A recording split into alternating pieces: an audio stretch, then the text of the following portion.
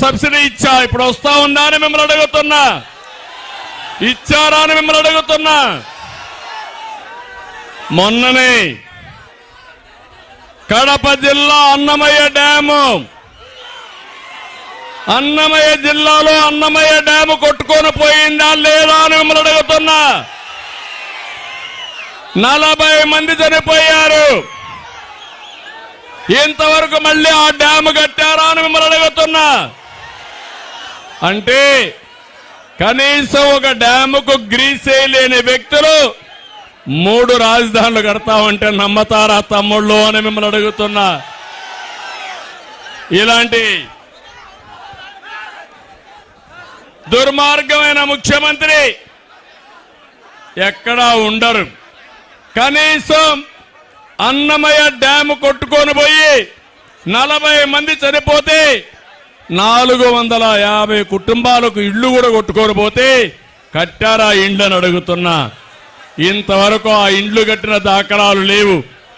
కనీసం అందరికి 1 లక్ష రూపాయలు చొప్పున పారితోషికం ఇచ్చిన పార్టీ, ఇచ్చిన ట్రస్ట్ వచ్చి ఎన్టీఆర్ మెమోరియల్ ట్రస్ట్ అని చెప్పి కూడా నేను మీకు తెలియజేస్తున్నా. నేను ఒకటే మిమ్మల్ని అందరినీ విజ్ఞప్తి చేస్తున్నా. ఎన్నికలు దగ్గర పడుతున్నాయి. జగన్మోహన్ రెడ్డి అబద్ధాలు పెరిగిపోతున్నాయి. ఆయన ఏం చదువుకున్నాడో నాకు తెలియదు కానీ కన్నార్పకుండా అబద్ధాలు చెప్పడంలో PhD చేశాడు. అవునా కాదా? అబద్ధాల కోర అవునా కాదా? తమిళలో 10 రూపాయలు ఇస్తాడు, 100 రూపాయలు దోచేసుకుంటాడు. అదే జలగన్న పాలసీ. అలాంటి జలగ మనకు కావాలని మిమ్మల్ని అడుగుతున్నా.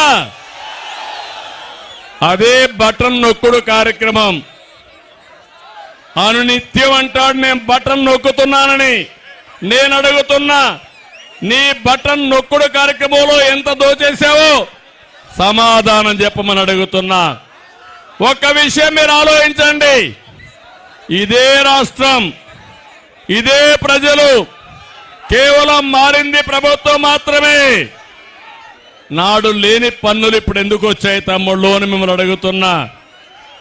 ఇదే రాష్ట్రం, ఇదే ప్రజలు, నాడు లేని అప్పులు నేడు ఎందుకు వచ్చాయని ప్రజలు ఆలోచించుకోవాల్సిన అవసరం ఉంది.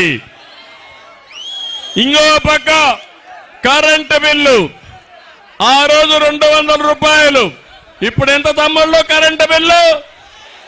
1000 రూపాయలు అవునా కాదా? 5 రెట్లు పెరిగిందా లేదా?